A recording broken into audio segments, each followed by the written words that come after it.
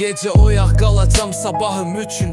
İnsanlar həyatı məhv edir, kiminsə salamı üçün. Həyatımı yaxşı edəcəm deyə söz verdim atam üçün. Və hər şeyi məhv etdim yalan üçün.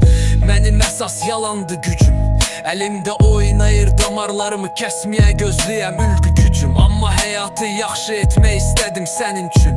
Və son həddə bitdi artıq gücüm. Aynanın qarşısındakı əksim ilə söhbətim.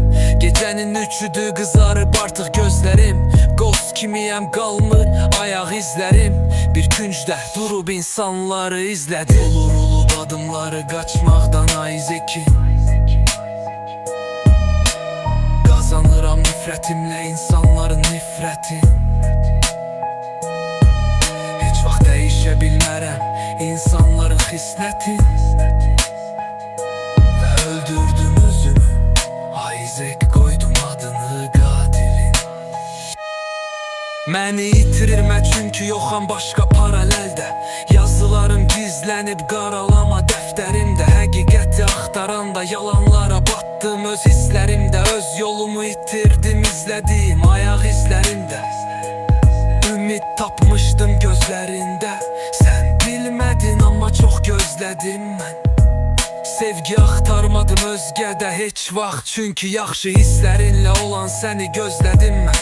İki yol var dedilər, ya düzü seç ya da yanlışı. Ya məğlubsan ya da öldürəcəksən əziz qardaşı. Gün keçdikcə yorulur və itir yaddaşın. Günahım özümə, çünki gün geçdikdə insanlar yadlaşır. Yorulub adımları qaçmaqdan Ayzekin. Qazanıram nifrətimlə insanların nifrətin. Heç vaxt dəyişə bilmərəm insanları xislətin. Və öldürdüm özümü, Ayzek qoydum adını qatilin.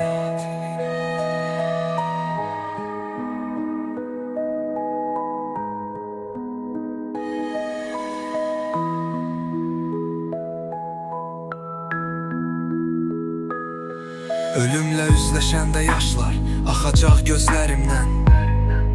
Üzür istəyirəm ağlayanda gözümdən. Yaşları süzdürəm mələklərdən. Maska taxıram və qaçıram gerçək hisslərimdən.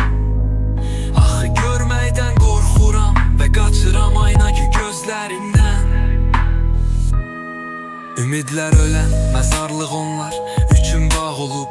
Uşaq ikən düşündüyüm xoşbəxtlik son olub. Hərdən xoşbəxtlikdən yazan əllərim yorulub. Və məzarımın üstündəki qərənfillər solub.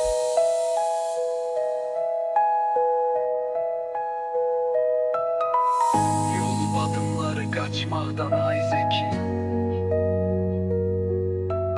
Qazanıram nifrətimlə insanların nifrətin. Heç vaxt dəyişə bilmərəm insanların hisləti. Və öldürdüm özümü, Ayzek qoydum adını